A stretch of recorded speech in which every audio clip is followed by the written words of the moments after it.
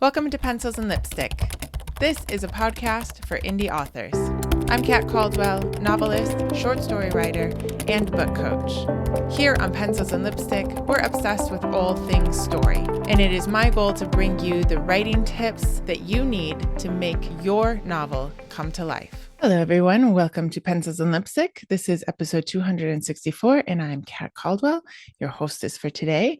We are having an interview with Jessie Cunniffe. She is from Book Blurb Magic, and I've been trying to get her on. I've been thinking about getting her on for a while because, I have to write a book blurb soon, and I know all of you have a book blurb at some point to write. It's a really interesting interview. It's a little bit longer, but she really explains all the things you need to know about writing a book blurb. And I want to let you guys know, she tells you about a freebie, like the little template that she has for you. And she wanted me to make sure you guys understood that if you sign up for the freebie, like don't click out right away from the next page, because it gives you half off her course.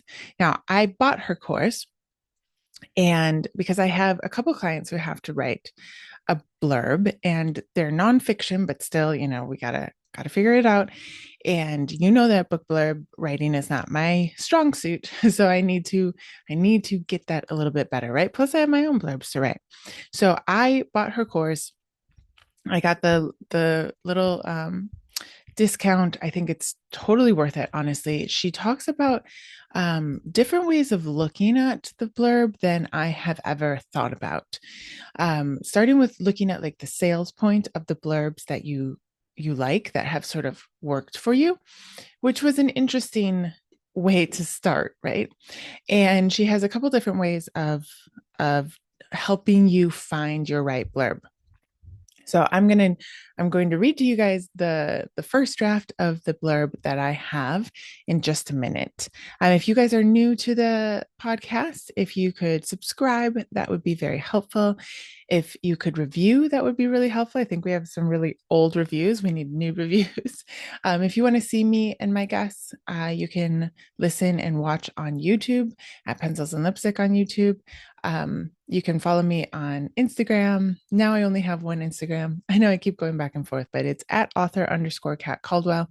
You can tell me who you want on the show, or pitch yourself at my website, katcaldwell.com. But if you guys want to get even more writing tips, you can sign up for my newsletter, and you can sign up and read my short stories at Lessons in Story at .substack.com. I put my stories up there with the critique that I receive when I put them in for a contest. And I have gotten to like the semifinals, but I've never gotten to the finals or how does it work? Yeah, I guess I've never gotten to the finals, right? So still learning. And just like anything in writing, sometimes it's just, they got to figure out who goes on to the next one. Who knows? We'll never know, right? But I put the critiques in there for anybody who supports the show and me monetarily. So we still have Crossing the English Channel coming out. I am really excited. Like I actually have all the edits done. I just have one more read through to do to make sure I have somebody potentially to just do a little copy editing to make sure there aren't any mistakes, and then I get to format it and send it out to my ARC readers. There is still time this week. If you want to be an ARC reader, just go to the show notes and sign up to be an ARC reader. The only thing that is expected of you is that you read the book, and if you start reading the book and it's not for you, or life hits you, just let me know. Not like, it's okay, we'll just take you off the list. If you do read the book and you like it, I would really appreciate a review. That is the biggest thing.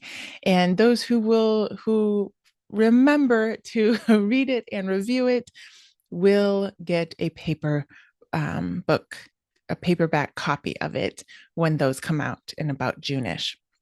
So just a little way to incentivize you and to say thank you and to help you remember, because I know sometimes we sign up for things and we forget. So before we go into the interview, I will read you this blurb. and you all know, like this is literally my first pass at the blurb. I haven't even gotten feedback from my friend yet. so um so it's literally the first pass. So one of her tricks, one of Jessie's tricks is to take a quote from the book, which is what I did with this one. So the quote is, "The house was left to you, Philip, your wife and future children, but you have no wife. Therefore, the house is not yours." End quote. Philip was not looking to get married that season. After all, he was only 33. But when his brother threatens to take away his inheritance, Philip is backed into a corner. Take a wife he will, to save the only thing he inherited from their father and beat his brother at his own game. Carmen is nursing her wounds from a failed relationship in her father's vineyards when Philip shows up. Tall, handsome, and very English, a spark lights in her that she's never felt before. When Philip proposes they marry for convenience, him to keep his house and Carmen to not end up marrying a stranger, she agrees. After all, moving to England will be an adventure. The only problem is that no marriage is ever convenient. When love becomes secondary to keeping his inheritance, Philip risks losing everything. Can he change course before it's too late, or is he bound to lose? So that little part at the end, I'm realizing now I need a little bit of a transition. But the second choice of the part at the end is two cultures, two religions, one house, and one secret will all add up to potential disaster. That is, unless they let love win. So if you have opinions about this, please let me know. Actually, I wish that I had thought of a place where you could give me opinions, but you can definitely, if you're on my newsletter, write me an email. You can get on my website. You can let me know and DM me on at author_catcaldwell.com. .com. And that's at Instagram. It needs another pass through at IC as I listen to it, but it was a lot easier to write, which is interesting. And I like that I was able to kind of grasp that Philip is playful, that he's going to beat his brother at his own game, because Philip is very playful. He's very, he's serious and yet not serious. He's a fun character and I like him. And so I was worried that I wasn't going to be able to capture that in the blurb, because I get so serious about the blurb. So anyway, let's get into the interview and hear what Jessie has to say. I really hope that this helps you guys. Please get on her list. She has a really great newsletter. And if you are struggling with blurbs and you're going to be writing them a lot, consider getting her course. I think with the discount, it was like $35. So, forego Starbucks for a couple of weeks and you can get it. And I found it helpful. I'm listening to it again for the second time to help my client. So I really thought it was definitely worth the money. It's worth this 69 or whatever it is normally, because there's a lot of information and it actually took a lot of stress off of me for blurb writing, which is crazy. All right, let's get into the interview. Okay. Hi, Jessie. Welcome to Pencils and Lipstick. It's good to see you. Hi, Kat. Thanks for having me.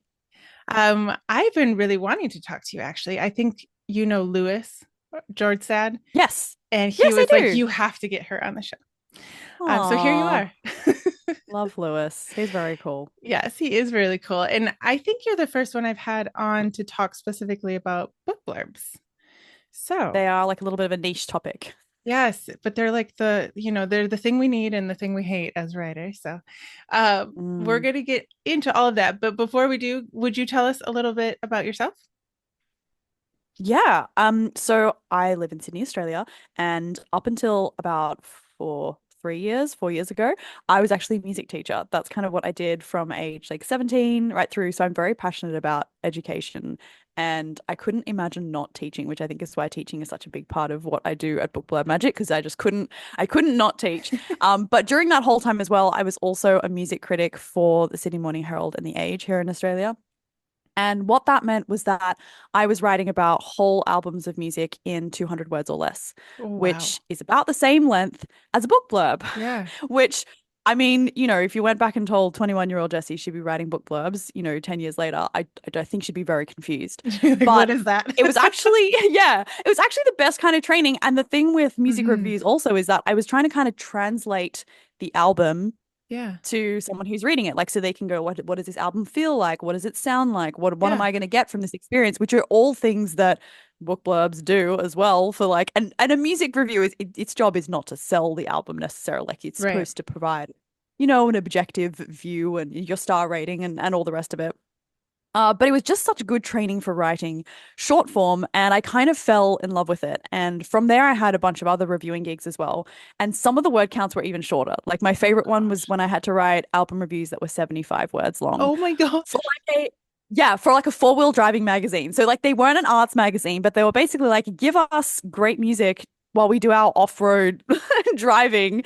And I used to write 75-word album reviews, and that was the hardest gig I've ever had, but I loved it so much. So It was fun. short-lived because I think they decided they didn't need that much music in the magazine after all. But the editor was like, when I left, he was like, was really impressed that you were able to do that in 75 words. Like that was actually insane.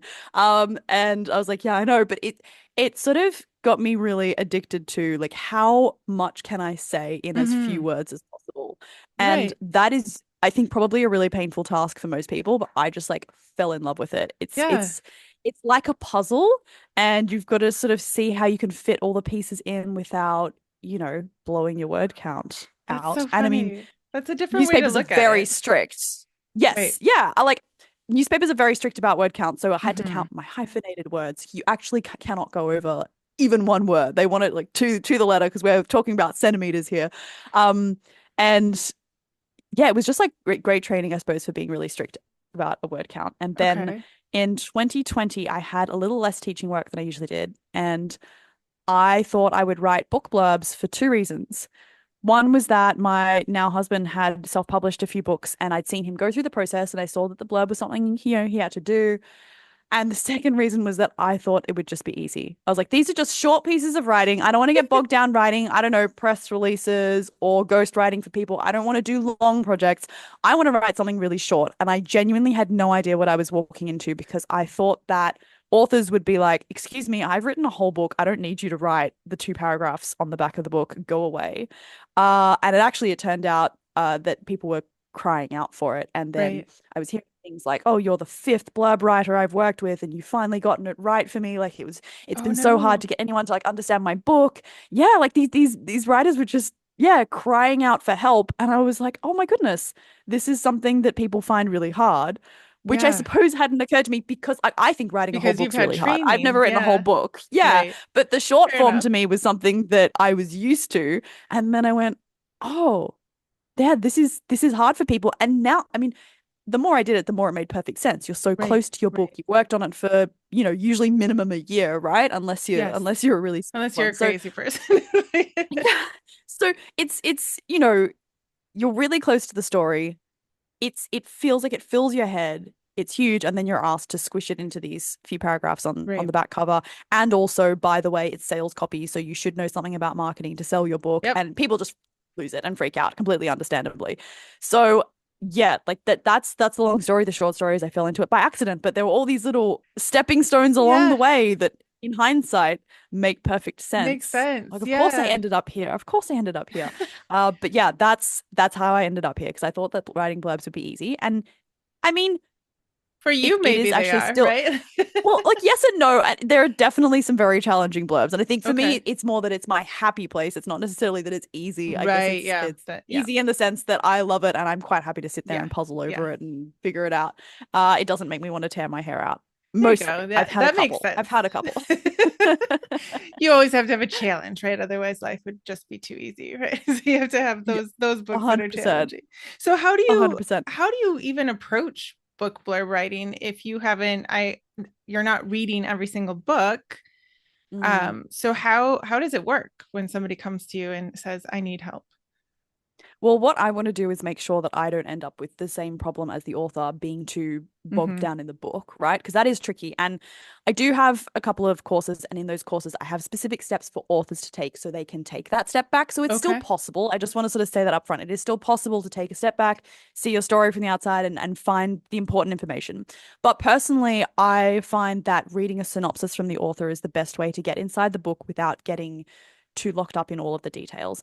And I Okay. do usually request the manuscript as well so I can have a quick look at tone, and sometimes just it answers a few questions for me sort of quickly. It's quicker for me to search the manuscript for things than to be going back and forth. So I do still, the manuscript is still part of it, but often I'm working with a manuscript that is, is still in the copy editing phase, for Mm-hmm. example.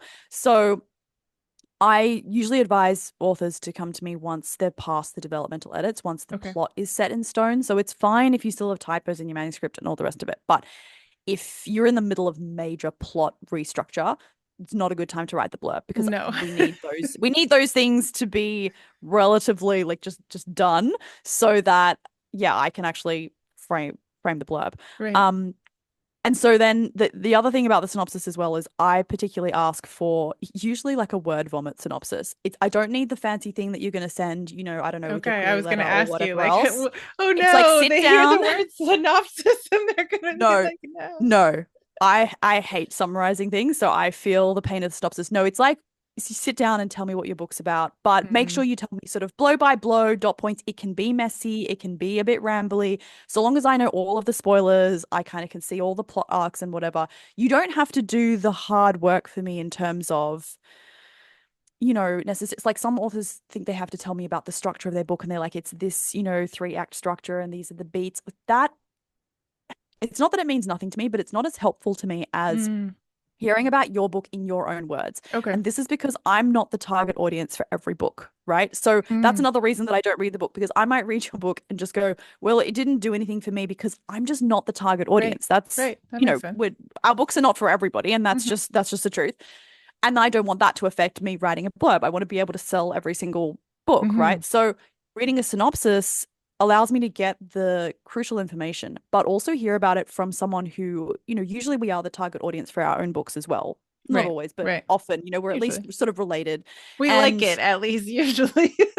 exactly, exactly. So hearing about it from someone who likes it and can talk about the, the strengths gives me some insight into like, okay, how are we going to position this book Okay. and who else is going to really enjoy this?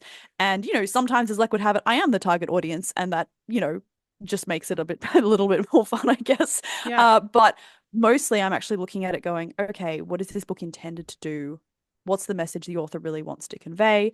And then, having a little look at the manuscript to make sure that all lines up and whatnot as well. But to me, that's makes a really big difference because if I were to just go away and read the book and you tell me nothing about it, I may have a completely different interpretation of it, particularly if I'm not the Right. target audience. Right. Right. Right. So that's why the synopsis works so well. And spoiler alert, I actually use a form of that process in my DIY courses to help authors step back. You don't have to do a full synopsis thing, but there is an Not a element bad of that idea. in there that actually, yeah, helps authors take that step back and get out of the woods of Yeah. being lost in your book, because that is 100% a real challenge, and the It's reason that a lot of so authors are big. like, please take this away from me. Please take this. Yes. I'm sure already they're like, oh, I don't even want to write a synopsis. But the truth is, like, it's a really good exercise because, like you said, we have so many pages in our head at the time. And people will Mm, ask you, what is your book about? And you have to yeah, be able to say it without blurting, yeah, talking for half an hour. So it's just one more step in kind of like paring it down probably, and being like, okay, if I yeah, can tell Jessie what it's about, then I can maybe even bring it even further down. yeah. So don't anyone run away from this conversation yet, because it's actually a very good exercise. I know sometimes you just need a breath, from the Yeah. book, but just because you finish the manuscript doesn't mean you're done, which is actually No, hard to I hear know. sometimes. And I think it's a rude shock for a lot of authors as well. I think that Yeah, they get to the end of the manuscript and it's like the hard part is over. And it's like, no, there's so many other pieces of the puzzle to totally. go. Yes. And if you're not prepared for that, you can really hit burnout real quick. Yeah. Uh, Yeah. yeah, which is why I like to help people at this stage because often I'm working with people who are kind of at the end of their creative rope. Like they're sort of Yes. at that point So where true. they're over it, they're tired, they've got a launch schedule. Sometimes I mean, I'm usually booked out a couple months in advance. So I'm not a good last minute person. Mm, Unless you want to you can buy the course anytime and do it last minute, but if you want to work with me, last minute is not good. But even so, even if you're a month or two out from your book launch, there's this kind of frazzled energy off of just I want this to be over. And so right. it's really nice to be able to take away some of that pain and Yeah. exhaustion at Yeah. the end of what is a really long process. I bet. It does sound very nice, actually. I've tried to pen my own blurbs. Anyone who's on my newsletter, every time I have a launch, they hear me whine and complain about my blurbs. It's like that thing where I know it's a good exercise, but I was whining and complaining, and Lewis told me to go find you. So I was like, oh I my was God. gonna, can I like return a question because I'm always Uh-huh. really curious. What do you find hardest about writing the blurb? I find hardest understanding what the sales points should be, like versus the Mm, like what I think as a reader, like I then the line blurs as a writer reader, but mm, what I find hard is like, is this what I'm trying to write? Is it conveyable to convert sales? Because in the end, mm, that's what it's trying to do, right? And I 100%. think the artistic brain gets in the way, and you get like your ego inflates as the artist, and you're like, but I'm not trying to sell. And then I have to tell it to shut up. Mm, Like, this is actually, mm. and I don't know. I think that's about how I can explain it and why Yeah, it's difficult that makes for perfect me. sense. Yeah. And I think one thing I will say that may or may not help is that a, there is blurb advice out there that's like, try and get into the head of your reader. And I actually think it's really unhelpful. It's like telling a musician on stage, like, get in the head of your audience. Well, they're not thinking about that. That Taylor Swift wrote her songs because they're like personal to her, and Mhm. then they relate to the right people, right? Right. So the most important thing that your blurb can be is accurate to your book. So Mm. if you get really, and I do teach how to sort of find sales points in my courses and stuff, but even if you don't do that, if all you do is make sure that the blurb accurately and enticingly, right? We need to do that too, describes the contents of your books, then that's going to find the right people, Right. right? It's going to Right. attract the right people. The biggest problem I see in blurbs is when the blurb doesn't accurately represent the book. And then either you get zero conversions because the blurb is making it sound like a rubbish book, and it's not, or you get great conversions, a lot of bad reviews because they go, "Oh, I thought it was, going to be this, and then it was Yep. this." So Yep. they're two things that, the two biggest pitfalls of having a bad blurb or a misleading blurb. If you can make Yes. the blurb really accurate to your book, if you just focus on that and go, right, does it accurately, describe the inciting incident and give us a sense of momentum towards, we can see the path we're going on, just not the end of it, Mm. then that's all it has to do. And then the people who are going to be like, oh, that sounds interesting, that they're your target audience. Yeah. So I Yeah. think that it's important to, while I absolutely love sales and kind of love to nerd out about that, I do think if you're feeling overwhelmed by, oh, I have to market this and I have to find out what will convert and I have to think like my readers, I think that can actually get in the way of, because we try, if we try to think for our readers, we make a bunch of assumptions. And Yes. no matter how Yeah, well that's you know true. your target audience, you are misunderstanding them in some way. Like That's very true. 100%. I have to remember to ask my audience questions because I think I know every possible mistake you can make with the blurb because I've seen so many. But there's Yeah. always one more, and there's always a different one. And this is why, like, I asked you, what's your biggest struggle, right? Because I could sit here and assume, oh, Kat might find it really hard to just, condense everything in her book because it's, really long or whatever. But actually hearing it specifically from you is like, oh, okay, yeah, that is a really, I've had other authors say that to me before, but whenever we try to get in the head of our readers, we make assumptions and they may or may not be helpful. If we can focus on writing Right. a blurb Right. that's really accurate to the book, then just the people for whom that touches basically will come. Yeah. That makes a lot of sense. I think as you talk, I think you said like focusing on the inciting incident, and it made me realize for a long time I felt like I had to give them background. And I think that is another thing that a lot of blurbs do that don't Mm. necessarily entice you to read. And a lot of times I'll read a blurb and I'll end up reading the book and being like, man, that blurb could be so much more enticing. Like, the book is worth Oh more yeah. than what the blurb is. But I wonder what do you think about that? Like, if we have this tendency to put like backstory in, maybe? I don't know. Yeah. So again, that's to do with holding the whole story in your head, right? Because you're Mm, like, the reason they're in this situation is because this has happened. What right. we have to remember is that the readers expect a couple of things. So the blurb sets up the pacing of the book. So their experience of your book could be different if you screw up the pacing.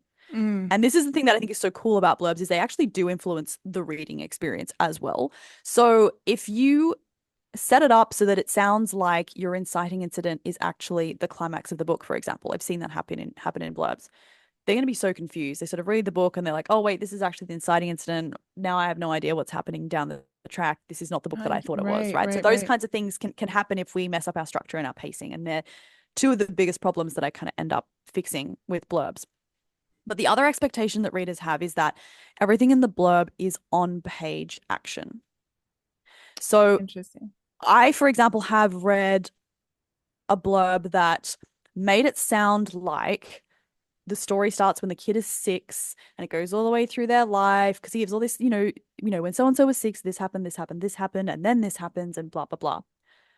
Turns out all of that is backstory. The book Right. actually starts when she's 22 and then Yes. goes from there. So this is the difference between me thinking, oh, this book is about a kid and I'm watching them grow up and then into an Yeah. adult, or this book is about an adult with childhood trauma, right? And that's in Yes. their past. Yes. This Right. doesn't mean you can't have any context or backstory in your blurb, but I always say contextualize it after the fact. So what I mean is Mm, our blurb should start like where chapter 1 starts, and I'll get to prologues in a second, but it should start where chapter 1 starts, and then any information. So if I take that example of, 6-year-old through to, 20s, if we say 22-year-old so and so has this job and she's doing blah blah blah, but she's been haunted by nightmares ever since, this thing happened when she was 6. Then we're like, we're with a 20-something-year-old character, but there's this stuff yeah. that's gone down in the past, and that's going to influence the Yeah. story. That's a whole When we different start, story.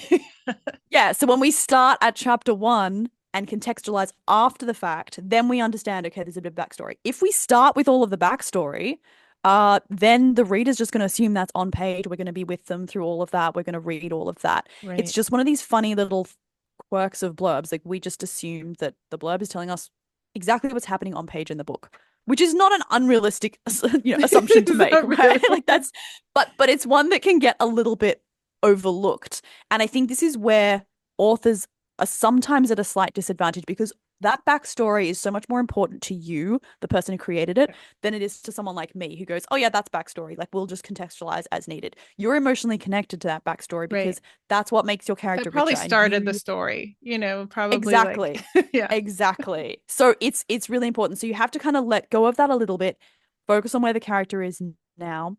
And then, yeah, maybe it is necessary to know, for example, that she had this really bad thing happen when she was 6. So if it's absolutely necessary that we know that, then we put that in Mm, after the fact. Does that make sense? yeah. Yeah. That makes a lot of sense. And that sort of wipes out our backstory. Now, people then ask me about prologues. They're like, oh, what do I do if I have a prologue to my book? Do I start with that?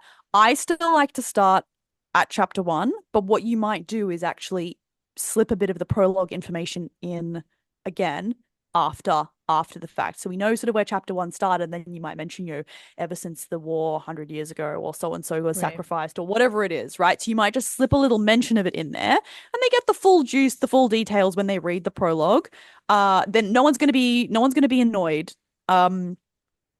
that you didn't tell them there was a prologue first, or that you didn't lead them into the prologue first. I think they're going Right. to be more annoyed if you don't start at chapter 1, because that is where the true momentum of the book really starts.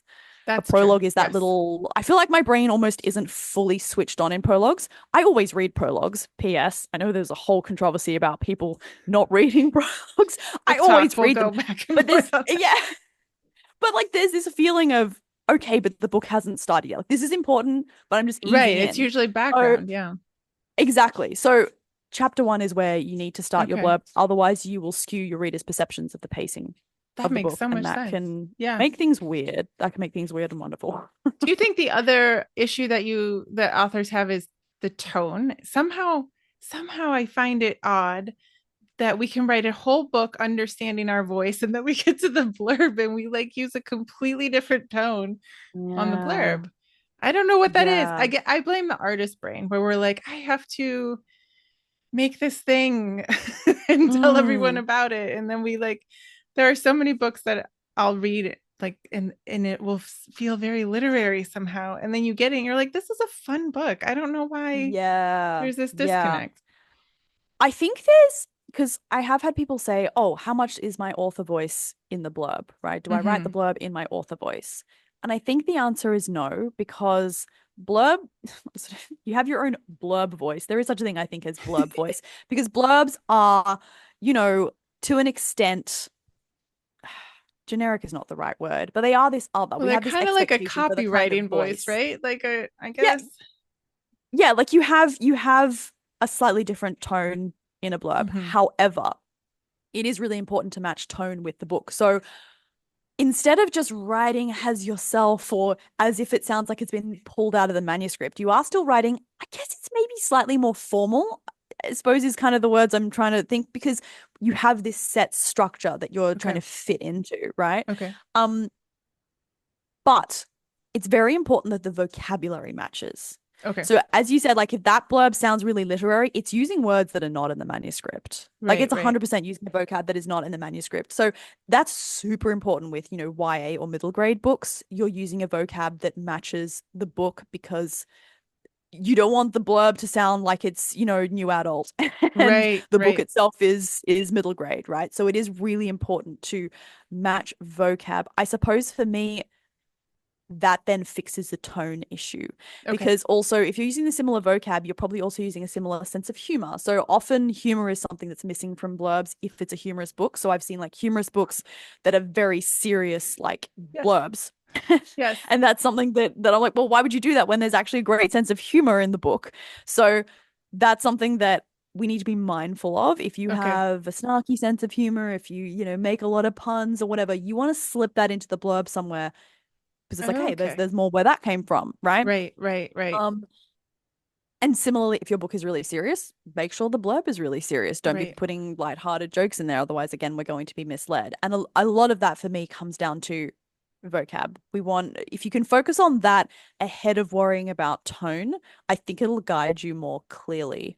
Okay. There's definitely a tone thing happening, but I find that when authors try to find a blurb voice, it ends up sounding like artificial or it's Okay. difficult for them to write. So if you just Yeah. go, right, I need to write about this, here's my structure, which um there's a kind of framework, I suppose, for fiction and nonfiction blurbs, which I have in my free cheat sheet, which Okay. we'll link below. We But will definitely link it. anatomyofAbookblurb.com, because that's what it is. It's the anatomy of the blurb. So that'll kind of show you the parts when I say I'm referring to the structure. So fitting into that structure will already give you a bit of formality, but then Hmm. using the same vocab you have across your manuscript and the same sense of humor will fix the tone so that Right. it's And consistent that's less without being heavy than the weird. word tone. I like the Yeah. vocabulary where somehow we get all Yeah. weird about tone. Not again. Oh my gosh. And you're not wrong. Like we do need to match the tone, but like you say, it can feel weird and it can feel like a huge, I don't know, thing to overthink. So focus on the vocab, and then I feel like the rest will usually come. Okay. All right. So I know that we've all talked about AI a lot in the last 2 years, and I've seen you on Instagram just sort of like, hey, authors, by the way, and this is very true Yeah. because when I saw you say like, just be careful with using ChatGPT to write your book blurb. I know it's going to be really tempting, right? I'm kind of paraphrasing what you said. Mm. And I was like, oh, that's interesting. I wonder what because it hadn't occurred to me. Oh my gosh, ChatGPT just like hallucinated and made things up. It was crazy. Maybe it doesn't Really? always do that for everyone's book, but I mean, it made I up a find that whole it does. character. Like, I was just like, what are you doing? So Wild. it was really wild. So what are your thoughts now? Because that was a couple of months ago, and like Mm. what authors should or shouldn't do, and kind of like what your experience has been using AI or not using AI. Well, I'm very big on just human writing, just fully. I never use AI in my blurb writing process. I don't even use it for brainstorming. I kind of don't believe in it Mm-hmm. philosophically, I guess you could say. I really want the human touch in everything that I write. And to me, and this is definitely not to shame anyone at all, but just personally, like to use AI to brainstorm for me is like shutting down part of my creativity and Mm-hmm. just sort of like almost like switching off part of my brain. And I never want to do that. I always want to be fully involved. And if that means I have to stare at the wall for an hour to get an idea instead or go for a walk, so be it. To me, Yeah. that's just part of the pain of being a writer. Okay. Like Yes. that's just part of the hard work.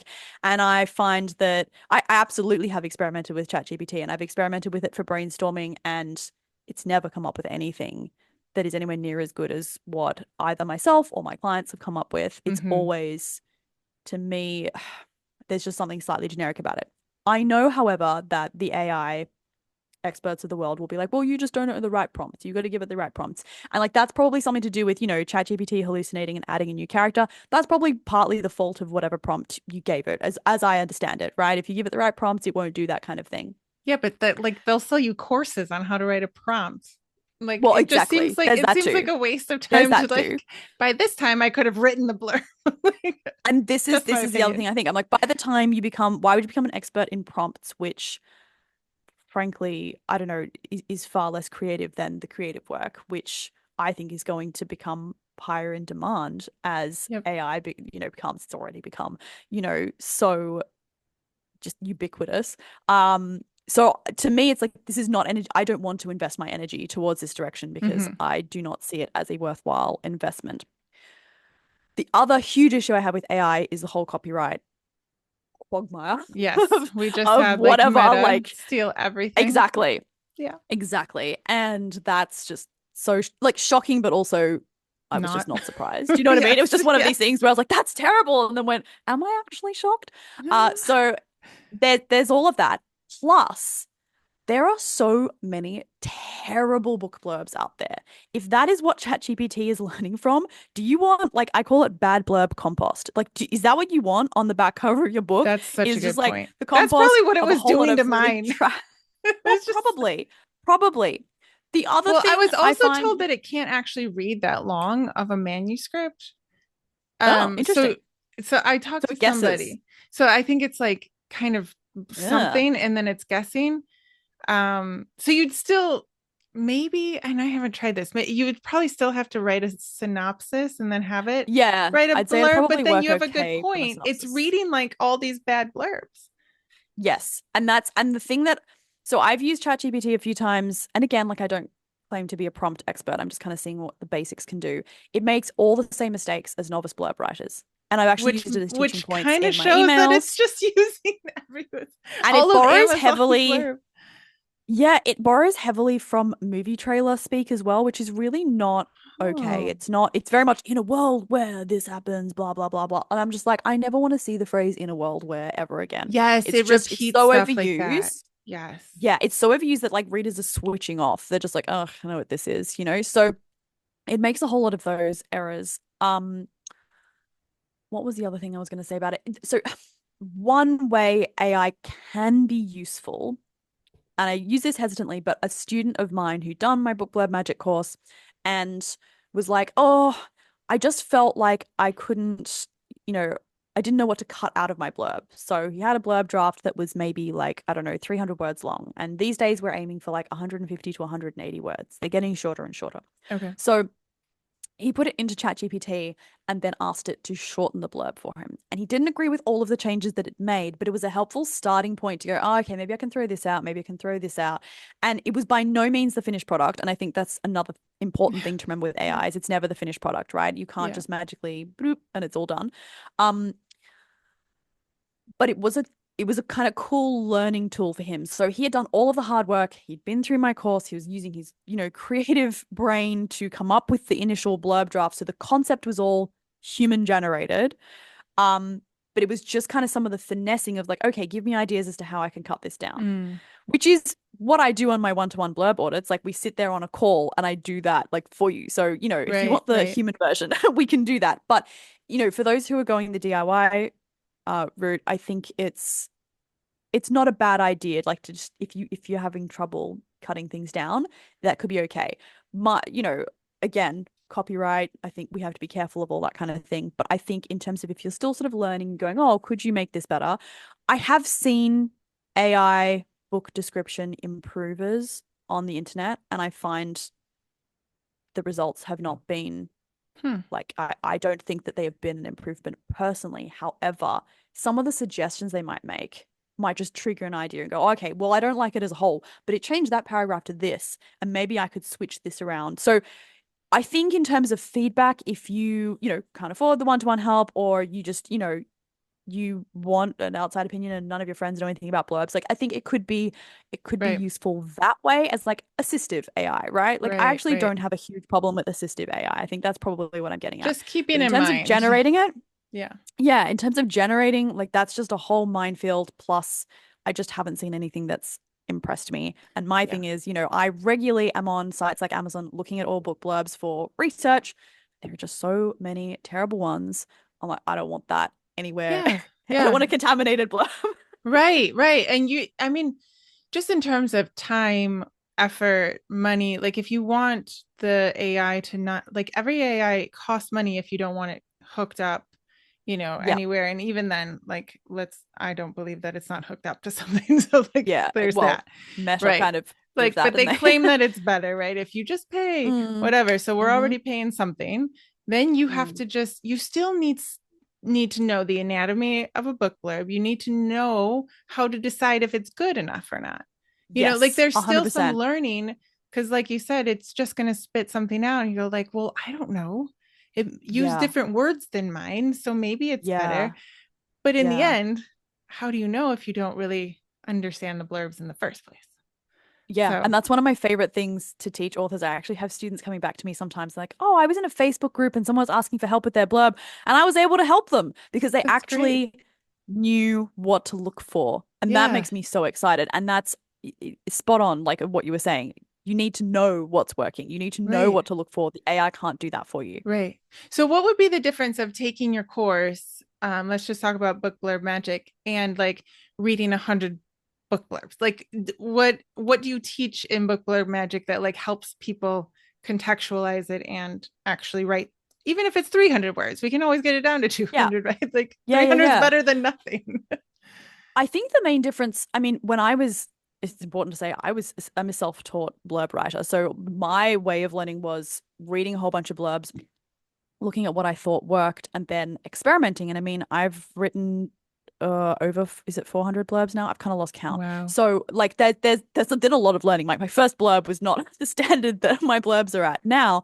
And I was charging a lot less when I first started because I had no idea what I was doing. And I was like, I need to experiment, I need to work with these authors. So it was a lot of trial and error. But what I sort of found was the more good blurbs that I Mm, thought really worked, I started to notice this framework, this kind of structure throughout them and commonalities. And the feedback I've had from the students in Book Blurb Magic has been, I've read so many blurbs. I've actually had people say this to me. I've read so many blurbs and I didn't understand what was going on behind the yeah. scenes, so to speak, until I saw you break it down for me. So for Right. some of you, you will be able to see that. Like you will be able to read a bunch of blurbs and go, oh, I can see this. Like I think it's just different brains, right? Working in Hmm. different ways. Yep. And for other authors, it's like a mind blown moment of, oh, okay, I can actually see. Because what I do in the course is there's actual like real life blurb examples color coded so you can see the different sections, you Right. can see how the different sections work in different blurbs. Because very important to note that although I teach a quote unquote formula, I kind of call it more a framework these days because I feel like formula sounds too prescriptive. Your blurb doesn't sound formulaic. Okay. So even though it's kind of like, the example I give is, all clothing labels kind of have a formula. They've got to, tell us the washing directions and all the rest of it. But I mean, they're all different washing directions, aren't they? So similar kind of thing with blurbs. We're not going wild. We're not writing a blurb that looks like a recipe or whatever other text type. It's going to still look like a blurb. It's still going to Okay. have roughly the same number of paragraphs. It's still going to have the same kind of structure. But your story is unique. The way you tell your story is unique. The tone, the pacing, all those kinds of things are what makes the blurb then sound original. If it's sounding Okay. formulaic, then something's going wrong, Okay. basically. So Okay. I think that's important to kind of note that there, because I know sometimes authors freak out like, I don't want my blurb to sound like every other blurb out there, which is fair. Like you Like don't it's want that. fair, but we also want the reader to know what it is, right? Like there is that fine Exactly. line. Exactly. Like we have to put on for I don't know why authors are so against this, but you're kind of your sales hat. Like Yeah. to at least get somebody interested in your book, like here is what it is. We need them to know if it's Yeah. romance versus fantasy versus romantasy versus sci-fi versus Yeah. murder, which is like, Yeah. and there's a hook, right? There's the middle, Yeah. there's the like the little cliffhanger, I don't know what you call it, the little cliffhanger at the Like end, or the raising the stakes. question, the Yeah. raising, of Yeah. like, ooh, what's gonna happen next? um Yeah. and then we click on buy because we're like, we are enticing the reader, but what we're really doing is saying, this is for you, I wrote it for you, Yes. right? Yes, exactly. And why wouldn't you? If you think that people are going to enjoy a book, why wouldn't you Yeah, say, well, here it is? here it So I is, here's think your next one. that's kind of what that course offers. And I do also have Spicy Blurb Playbook, which is like book blurb magic, but Mm, just for spicy authors because romance Okay. is its own thing. Like I had to end up creating an entirely different course so that you can That's learn so like there's funny. first person POV blurbs and there dual first person POV blurbs, Oh, we'll have to put which both book links in blurb there. magic, yeah, book blurb magic is just, fiction, non-fiction, kind of pretty standard. Okay. Like you can't go wrong with that. But if you Yeah. want to do some of like the first person stuff, which is a whole other kettle of fish, like yeah, Spicy Blurb Playbook Oh, is that's is so where it's funny. at. But it is for me, it was about breaking down that, hey, what's this blurb doing? Why is this Yeah. working? Here's your color coding so you can see exactly why this sentence is here and all Okay. those kinds of things. And yeah, I've had students be like, oh, this was the light bulb moment. Now I Yeah. understand. Because Absolutely. I've definitely had this experience with other, text types. I didn't learn to write essays just by reading a bunch of essays. I had to have Yeah. somebody teach me to This is write very essays, true. like This is very true. it's that kind of thing. It's that kind of thing.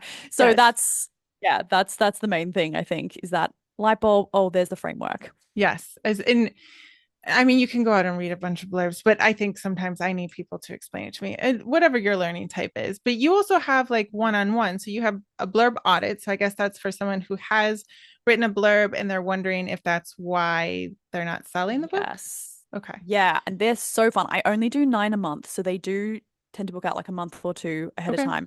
But basically, we get on a call together because I discovered that I love editing blurbs in real time. It's a little bit Okay. insane, but basically, obviously, I still get a synopsis from you, so I have a look through the synopsis so I know the story and I don't have to waste our call time with lots of questions.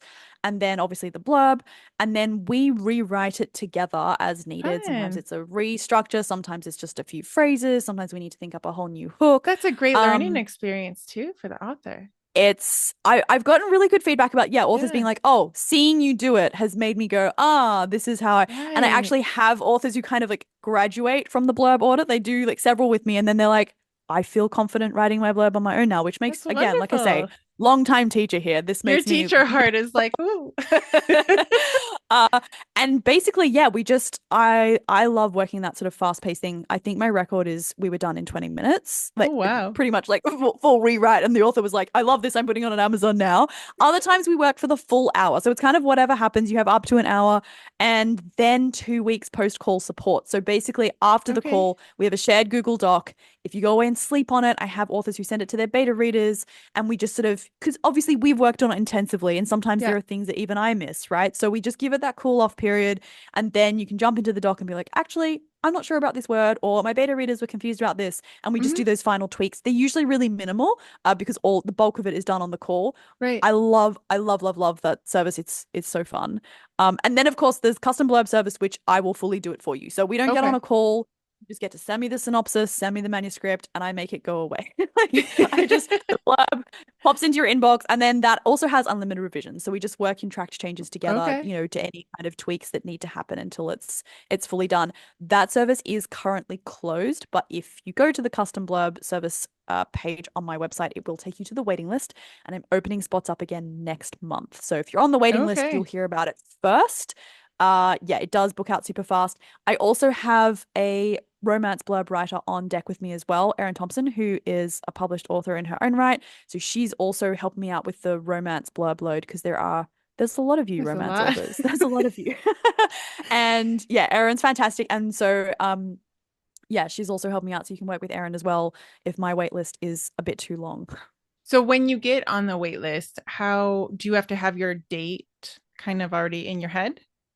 I've got a question there that's like, what's Okay. your kind of blurb deadline, just so I can kind of hopefully prioritize people who have a tighter Sure. one. Okay. It doesn't have to be an exact date, But but if you kind of ish. know, oh, I Okay. need it for October, because I sort of expecting when I open it up again in May, probably the rest of the year is going to book out reasonably Right. Oh, quick. It's wow. hard to Okay. tell sometimes, but it just, yeah, I've had these things book out overnight before, and we've been booked out to June since I don't know, like January. Like it just Okay. went like that. So yeah, the best bet if you know you want me to write your blurb is to hop on the wait list so that you find out first and beat the crowds. Okay. So if they're not ready yet, if they're like writing their book and like next month is they're still not ready for that, what should they do to follow you or whatever for like the next time that you open up? Where So Instagram is a good place, but the okay. absolute best place is to be on my email list. Okay. So a heads up, I do email 5 times a week because I take my email list very seriously. It is my VIP list,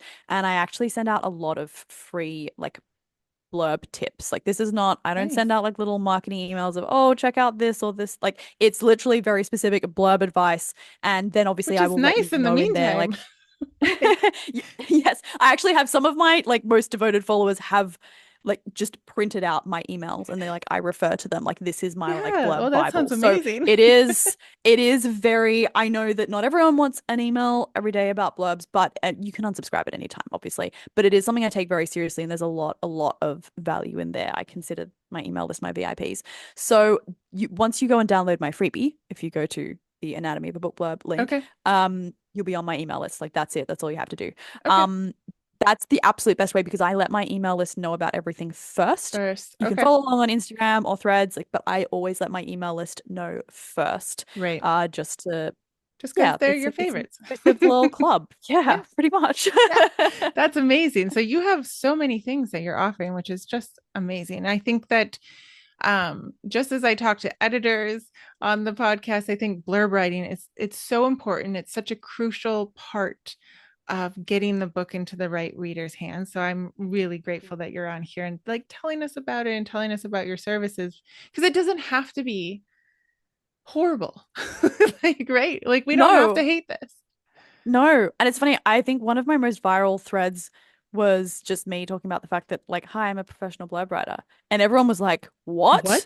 You exist? So many people are shocked to know that I exist. And so a lot of authors don't even think they can get any help Mm, with this at all, which is kind yeah. of understandable because I think there are not many blurb writers around. We're a relatively rare breed. And I think a lot of the time it's just one of those tasks that authors think they absolutely have to just do themselves and It's like suck it their up rite of and passage and whatever they just else. yeah. Exactly, exactly. So yeah, it's 100% a skill that can be learned. It just needs to be Okay. practiced. You need to be taught a few things. And I have had some people come back and say that they now like enjoy writing the blurbs, which is the Wonderful. highest compliment.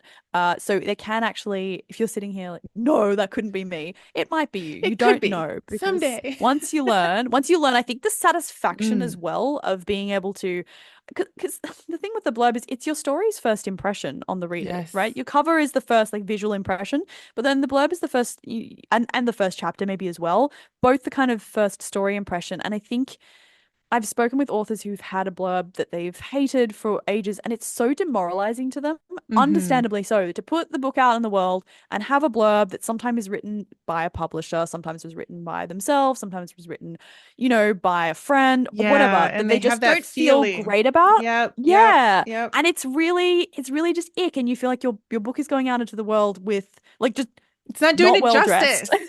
Like it's Yeah. yes, it's missing the scarf and it's missing the lipstick and it's missing like Yeah. yes, yes, but it's a gut feeling that they don't know how to Mm. fix. And so it's wonderful Mm. that you have this option to fix, right? Like we can either do the Mm. course or we can work with you. So I just think this is amazing. I'm excited that you came Oh on my today God. and you talked to us about Thank it. you. My pleasure. So we are going to put all the links in the show notes. I'll put bookblurbmagic.com if anyone's listening and just wants to know. That is where you can find Jessie.